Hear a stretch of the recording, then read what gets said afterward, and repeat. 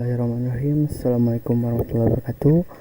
Perkenalkan, nama saya Rifki Mahesa Nugraha, NIM 1907625 dari program studi Sains Informasi Geografi Fakultas Pendidikan Ilmu Pengetahuan Sosial. Baik, di sini saya akan sedikit memberikan penjelasan yaitu dengan judul Jiwa Kepemimpinan dalam Perspektif Islam. Baik, Islam sebagai agama dan negara atau Al-Islam din wa daulah dalam banyak hal merupakan salah satu isu yang paling kontroversial. Dalam wacana tentang Islam sebagai agama dan bangsa sangat erat kaitannya dengan Islam. Agama dan dunia atau Al-Islam din wa dunya. Diskusi ini berlangsung dalam suasana di mana dunia Islam terbagi menjadi negara dan bangsa. Dalam Al-Quran sendiri dibahas salah satunya yaitu kepemimpinan. Kepemimpinan diungkapkan dalam berbagai istilah seperti khalifah, imam, dan ulil amri. Istilah pertama yaitu ada khalifah dan telah disebutkan sebanyak 127 kali dalam Al-Quran. Di antaranya ada dalam Quran surat Al-A'raf ayat 69 yang berbunyi A'udzubillahi minasyaitonirrajim.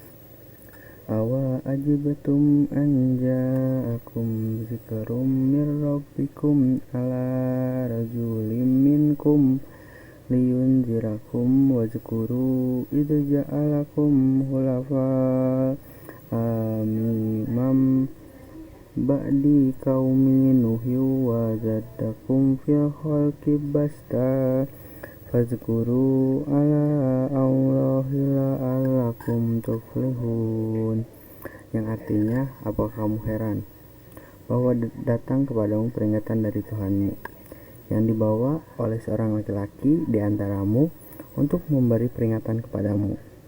Dan ingat oleh kamu sekalian di waktu Allah menjadikan kamu sebagai pengganti yang berkuasa sesudah lenyapnya kaum Nuh, dan Tuhan telah melebihkan kekuatan tubuh dan perawakanmu daripada kaum Nuh itu, maka ingatlah nikmat-nikmat Allah supaya kamu mendapat keberuntungan. Kemudian ada istilah kedua itu iman. Dalam Al-Quran, kata iman ini diulang sebanyak 7 kali dan kata Aimer diulang 5 kali. Iman memiliki banyak arti dalam Al-Quran. Artinya itu seorang nabi, seorang petunjuk, sebuah kitab, buku, teks, jalan yang lurus, dan seorang pemimpin. Disebutkan dalam Quran surat Al-Furqan ayat 74 yang berbunyi A'udzubillahi minasyaitonirrajim walazina yaquluna rabbana hablana min azwajina wa dzurriyyatina qurrata a'yunin waj'alna lil muttaqina imama, yang artinya, dan orang-orang yang berkata, ya Tuhan kami, anugerahkanlah kepada kami pasangan kami dan keturunan kami sebagai penyenang hati kami, dan jadikanlah kami pemimpin bagi orang-orang yang bertakwa. Baik, yang terakhir ada istilah ulil amri, yaitu telah diterjemahkan oleh para ahli Al-Quran sebagai pejabat, orang yang menjalankan tugas ataupun orang yang dipercaya untuk menjalankan fungsi tertentu dalam suatu organisasi. Al-Quran memiliki bagian yang berhubungan dengan istilah ulil amri ini yang terdapat pada Quran surat An-Nisa ayat 83 yang berbunyi A'udzubillahi minasyaitonirrajim wa ja'ahum amrum minal amni awil khawfi aza'u bih walau radduhu ila rasulihi wa ila ulil amri minhum la alimahu lazina yastabitunahu minhum walaula fadlullahi alaikum wa rahmatuhu lattaba sumui syaitana ila qalila, yang artinya, dan apabila datang kepada mereka suatu berita tentang keamanan ataupun ketakutan, mereka lalu menyiarkannya dengan kalau mereka menyerahkannya kepada Rasul dan ulil amri.